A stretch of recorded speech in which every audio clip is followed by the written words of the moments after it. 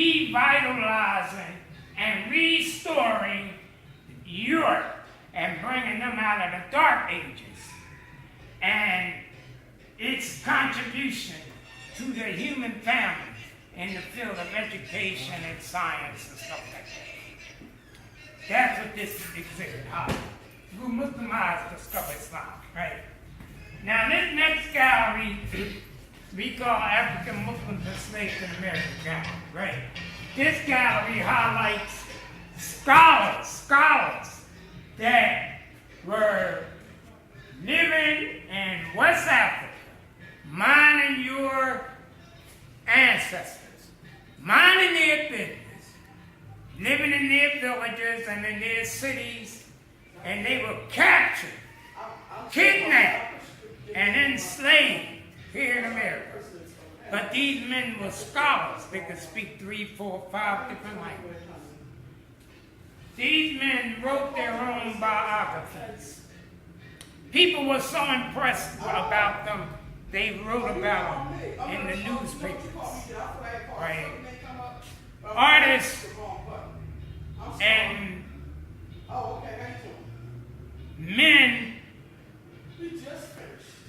of prestige were so honored by knowing some of these men, they painted their pictures. Right? This brother Yahoo Mahmoud, this painting here, the painting, the artist that painted his picture is the same artist that painted the pictures of George Washington. Now, why would an artist that paints pictures of George Washington, the President of the United States, be interested in painting a picture of an ex-black slave? Because of the dignity that this man held, the status, the education. See what I mean? All of these great men and women played a vital role in helping to build America.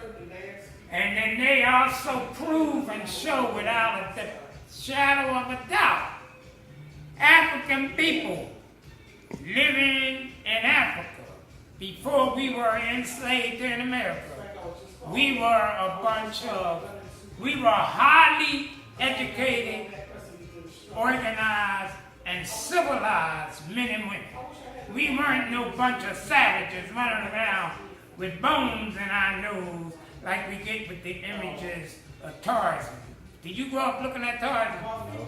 See, I grew up looking at Tarzan, man. I was a Johnny Weissmuller fan. Man, that Johnny Weissmuller was a good Tarzan boy, I tell you. I grew up watching him. And all you seen black people doing is running around with bones in their nose, being like a savage. And Tarzan was the king of the jungle. He couldn't even speak English. And he could control those savages and control all the animals with his howl. All right? But that's what this is story, okay? But this story here lets you know African Americans and African ancestors came from crop that we could all be proud of.